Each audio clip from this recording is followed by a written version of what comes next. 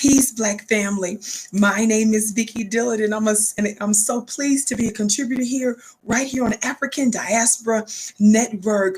As you come in, family, be sure to share and like this podcast, because that elevates the Black voice. And we thank you so much for your support of us, family. Surely you know that we are in a tumultuous time.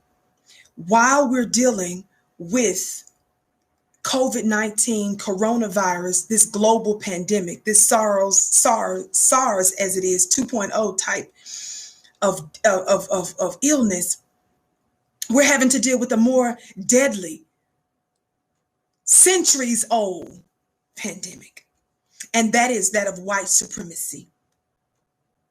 But may I tell you that what has been happening over the past few days, where white mainstream media has had back-to-back, almost uninterrupted coverage of this COVID-19 coronavirus, this other global pandemic of white supremacy has finally changed the news. And that is because of the Black grassroots in America and around the world. Listen. Certainly, you heard about our dear brother, George Floyd of Minneapolis in these United States of America. Yet another open lynching with this white terrorist police soldier who had his knee literally on this man's neck. The 4 police officers that were involved in that situation that didn't intervene, they've been fired by now. Now there is a demand for these officers to be charged with murder and beyond. While that is happening in Minneapolis, we find that one of their officials, one of their city councilmen, came out and did one of the most disrespectful and mocking actions of all. The Independent talks about how Minneapolis City Council Vice President Andrea Jenkins sang Amazing Grace in honor of George Floyd during Minneapolis presser before declaring racism a public health issue. It says the politician was the first African-American openly transgendered woman to be elected into public office, and she used her voice on Thursday to comment on the death of George Floyd on Thursday. Amazing grace, how sweet is the sound that saved a wretch like me. Black family, I need you to listen to this. Can you believe this? Listen to this. You've got this politician trying to assuage and appease Black folk by singing Amazing Grace. But Andrea Jenkins, this council man, is not the first politician to sing Amazing Grace to Black folk in order to get us to just calm down.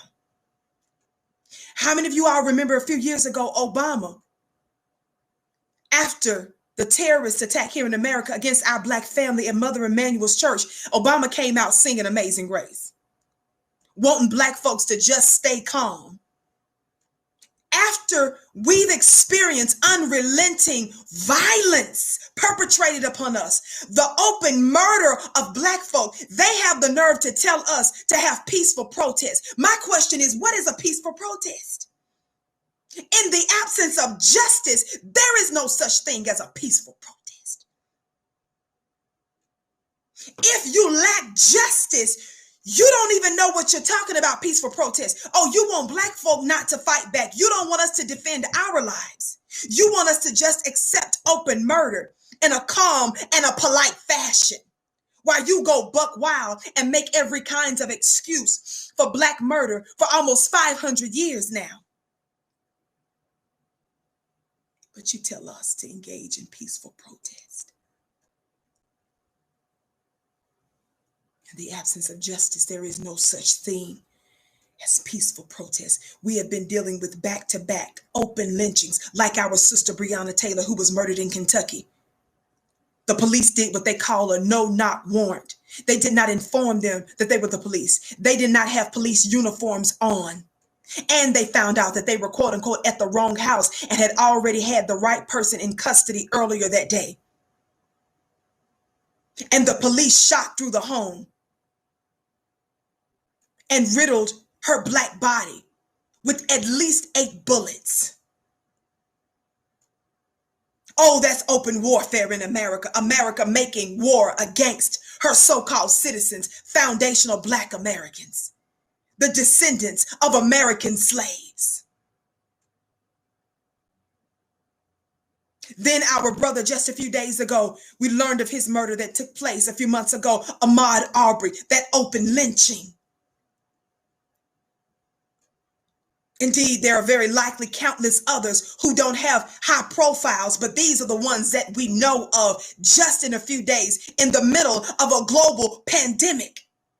White supremacy takes no days off. Somebody talk Black to me.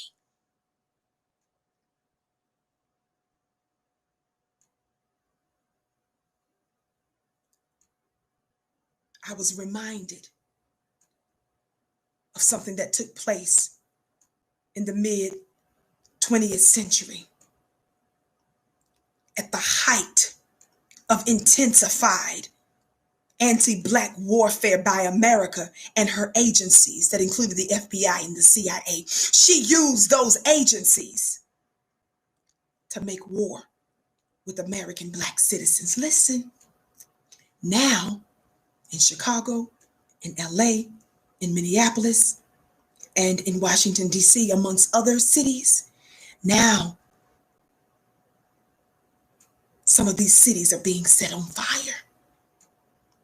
And now all of a sudden the FBI has come out talking about they're taking a serious look at this and they're getting ready to do a major investigation.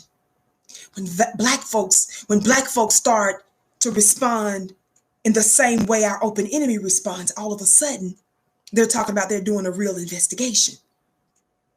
All of a sudden, they're begging us, oh, just engage in peaceful warfare, please. Let me tell you something. I declare that this particular week in America is a holy week. What do you mean a holy week, Vicki? For those that know anything about what took place during the time where it seems like that there was some civil rights success. The Civil Rights Act of 1964, the Voting Rights Act of 1965, those seeming success, that seeming success had already upset the old racial hierarchy where law enforcement was already prodding at Black folks for engaging in nonviolent activism and social disobedience. When Black folks wasn't using violence, white folks were still upset. Watch this. After the arrest of Black motorist Marquette Fryer in August of 1965, the Watts section of South Central Los Angeles erupted into 6 days of violence and confrontation. Watch this, listen. 34 dead, 1,032 injured, 3,952 arrested, 600 businesses destroyed, and total damage of $40 million. This was in the 1960s. It became known as the Watts Riot or Watts Rebellion. That ain't all. But before the Watts area could heal, which Watts was considered at that time to be the worst race riot in American history, listen. In July of 1967, Detroit blew up after a police raid on a local bar. 5 Watch this.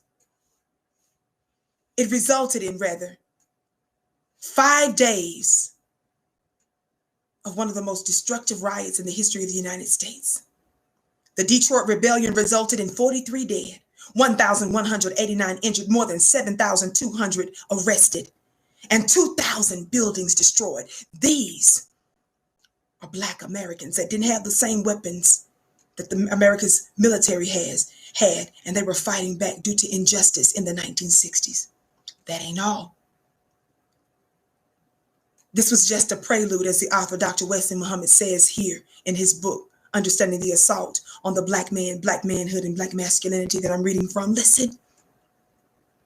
After the assassination of Dr. Martin Luther King in April 4th, 1968, over 100 American cities saw riots of some form of rebellion during what has been dubbed the Holy Week Uprising.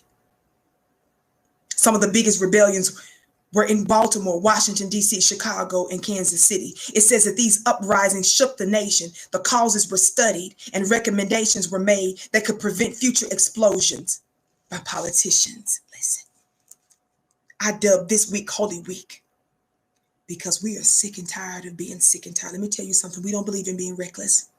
I'm not advocating violating the law, but Black folks have a right to defend themselves in the midst of open murder, open terrorism, and open warfare against us. The Second Amendment is not supposed to be for just white citizens. We're in the fullness of time where we're not just backed by an army and our street soldiers that are fighting right now, an army that you can see. We're being backed by an army also that you can't see, the God and the ancestors. It is written that God said he would judge that nation that oppressed us. It's written in Genesis when he was talking to Abraham. It's only one group of people that fits the description that has been oppressed for over 400 years, and that's the Black man and the Black woman in America. Specifically for that 400 years, even though my Black brothers and sisters around the world know all too well this open enemy. But this unique oppression speaks to a specific work that God is going to do that's going to bless America if she submits, and the world over. If she does not, America will meet that prophetic fate where God says he will judge that nation that oppressed us. When the scriptures in the book of Revelation talks about Mystery Babylon, notice it says Mystery Babylon. That is America. And I want Barack Obama to know, and I want Councilman Andrea Jenkins to know. Singing Amazing Grace is not going to assuage us. It's not going to comfort us. In fact, we refuse to be comforted because you have not done justice to us. You can't even assuage us with the song Amazing Grace because Amazing Grace was written by an open racist. Somebody talk Black to me. Let's dub this Holy Week where Black folks are rising up. We know that media can be warfare. Business is warfare, as the Honorable Minister Louis Farrakhan said. We know educational warfare against us. There are different types of warfare. What can you do to add to the progression of the Black collective and Black society? That's what I want to know. It's a new day, beloved. The fullness of time where God himself is fighting on our behalf, by and through our participation. My name is Vicki Dillard. Please be sure to check out my personal YouTube channel at vickidillard.tv. Be sure to follow me on Instagram at Vicki X Dillard. Of course, all of my information will be there as well. I know sometimes people ask me about my Cash App. My information is there as well.